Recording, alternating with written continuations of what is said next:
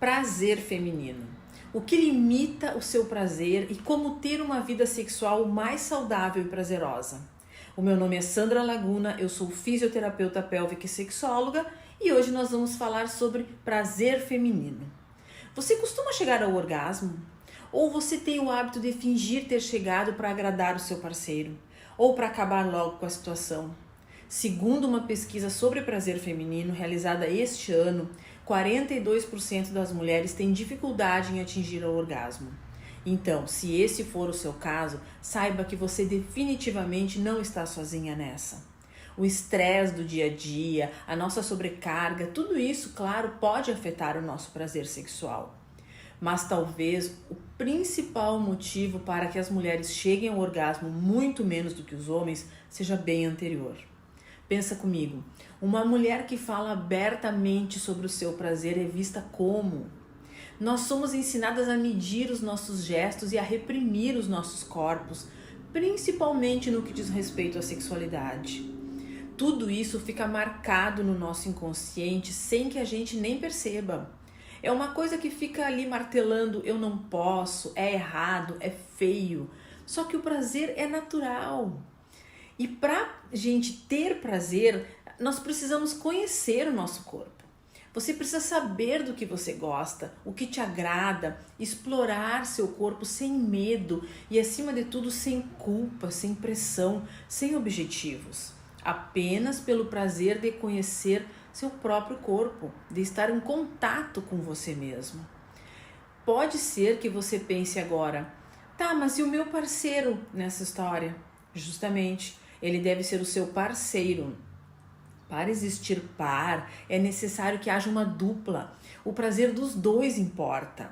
E tem mais, ao contrário do que diz o poeta, é possível sim ser feliz sozinha.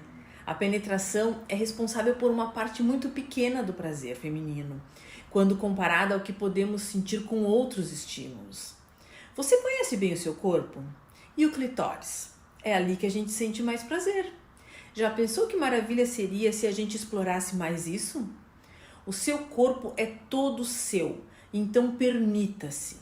Quando o mundo parece trabalhar para impedir o nosso prazer, o orgasmo feminino, a felicidade feminina, o prazer feminino se torna revolucionário. O sexo é uma via de mão dupla. Somos um o espelho do outro. Cada um dá aquilo que possui. Se não me conheço, como posso imaginar que o outro possa me conhecer? Se não sei me dar prazer, como posso querer que o outro me dê? O autoconhecimento precisa ser tanto físico quanto emocional. Fisicamente, precisamos conhecer nossa anatomia e identificar as formas que nos levam ao prazer, normalizar reações e desmistificar tabus como, por exemplo, a insistência do foco exclusivo na penetração. Possuímos um corpo inteiro erógeno a ser explorado e, ao contrário do que se acreditava alguns anos atrás, o órgão sexual feminino não é a vagina e sim o clitóris. Apenas 15% das mulheres conseguem chegar ao orgasmo apenas com penetração, sendo que nesses casos a parte interna do clitóris é friccionada, seja com o dedo, com um vibrador ou com o pênis. E isso é possível porque anatomicamente o clitóris, que é responsável única e exclusivamente pelo prazer feminino, não é só aquela pontinha que conseguimos enxergar. Ele se enraiza pela vulva e abraça o canal vaginal. Tem o dobro de sensibilidade de um pênis, chegando a 10.000 terminações nervosas. E é muito normal a mulher sentir prazer mais fora do que dentro do canal vaginal, porque todo o orgasmo é clitoriano e o que muda é o tipo de estímulo, que pode ser interno ou externo. E aí, você já tirou um tempo para se tocar e conhecer o seu corpo? Masturbação é autoconhecimento. Pode ser com ou sem acessórios. O importante é a intimidade que você desenvolve com o seu próprio corpo. Isso é autocuidado. E esse autocuidado também é fundamental para a sua saúde íntima. Todos os dias nós ouvimos falar em autocuidado. Corpo, mente, espiritualidade. Mas você precisa incluir a sua saúde íntima nesse autocuidado. Eu sei que não é uma coisa muito fácil. Nós não fomos educadas para conhecer e ter acesso à nossa própria intimidade. Infelizmente, acabamos desconhecendo o nosso corpo e sentindo medo, vergonha, pudor ao falar ou até mesmo procurar ajuda sobre esses assuntos, como se cuidar da nossa intimidade fosse algo errado, um pecado. Isso é cultural e acaba nos afastando cada vez mais do nosso próprio prazer. O machismo estrutural da nossa sociedade, as crenças religiosas, a educação repressora e a falta de informação são uma pá de terra na sexualidade feminina. E com isso vão se desenvolvendo crenças, por exemplo, de que a mulher tem a libido mais baixa que a do homem, e isso não é verdade. O que acontece é que as pessoas têm ritmos sexuais diferentes. Então existem mulheres que vão ter uma libido muito maior do que a de alguns homens e vice-versa. A questão é que culturalmente a mulher começa a ter uma libido mais diminuída porque a nossa educação não é permissiva para o prazer.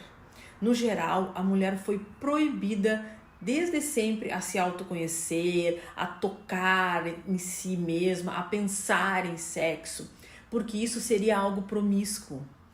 Como a libido é multifatorial, ela precisa ser exercitada. Mas se desde a minha infância eu recebi informações de que falar sobre sexo, pensar em sexo, tocar a minha região íntima é negativo, automaticamente a libido não vai funcionar, vai ser mais baixa. Porque isso vai para o nosso subconsciente e vai criando barreiras que fazem a gente acreditar que não merecemos sentir prazer ou que não temos a permissão de sentir prazer. Consequentemente, nós vamos deixando de pensar nisso. A libido nada mais é que a vontade de sentir prazer sozinha ou acompanhada. E ela precisa ser exercitada.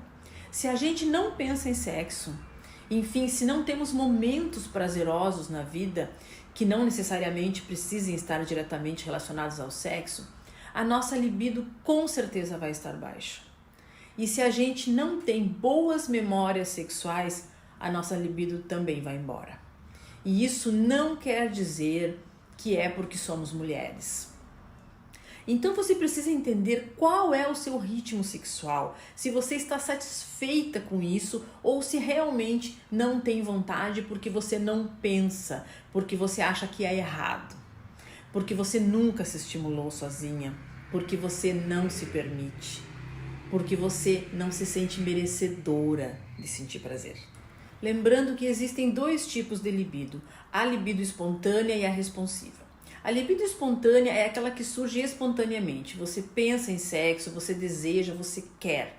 Já a libido responsiva é secundária a um estímulo. Por exemplo, quando você é tocada ou estimulada, você entra no clima e surge o desejo. Então, se você é aquela mulher que passa a ter desejo, começa a pensar em sexo, através de uma carícia, uma conversa, uma mensagem, você tem um desejo sexual responsivo. E isso não tem problema algum. Agora, o que fazer para ter uma vida sexual mais saudável e prazerosa? Eu vou te dar algumas dicas bem simples. Número 1. Invista na sua autoestima. A autoestima está diretamente ligada à sexualidade. É a forma como a gente se enxerga, como enxergamos nossas qualidades e características. A autoestima vai muito além do que você vê refletido no espelho. A estética é apenas um dos aspectos da autoestima. No momento que você se sente confortável no seu próprio corpo, independente de padrões estéticos inalcançáveis, você consegue relaxar e se entregar aos estímulos e sensações. Número 2. Pratique o autoconhecimento emocional e corporal. Conhecer seu próprio corpo é fundamental para ter uma vida sexual satisfatória, sem dor, com prazer e sem culpa. Além desse autoconhecimento corporal, é preciso se conhecer por inteiro, inclusive emocionalmente. Autoconhecimento e intimidade são cruciais para que o nosso corpo libere toda a capacidade de sentir prazer presente nele. Mas não esqueça, antes de ter intimidade com o outro, é preciso ser totalmente íntima de si mesmo. Número 3. Mantenha um diálogo franco e assertivo com sua parceria. Fale sobre sexo, exponha seus desejos e preferências. Você definitivamente não precisa fingir e nem topar tudo. Saiba dizer não, mas também se permita mais. O sexo mais incrível da sua vida terá que ser construído. O bom sexo, de modo geral, não é encontrado por aí pronto para ser consumido. Não é que não possa acontecer de você encontrar na vida alguém que vai dar um match incrível na cama, mas essa é uma exceção e não deveríamos estar perseguindo exceções. A regra da vida é que uma relação sexual profundamente gratificante e recompensadora vai sendo construída ao longo do tempo e de mãos dadas com a intimidade. Talvez você queira algo e já tenha na sua cabeça todo o imaginário de como será, mas o outro ainda está numa etapa muito distante disso. Pode ser que no meio do caminho, ao longo das experimentações, a pessoa decida que aquilo nem é para ela, que ela não quer, que ela não gosta. Pode, mas é nisso que se baseiam as relações, em riscos. Só que o mesmo risco de não chegar aonde você quer é o risco de chegar em algo até melhor, se você se permitir. Número 4. Estimule a libido. Leia livros e contos eróticos, assista filmes sensuais. Importante, isso é completamente diferente de pornografia.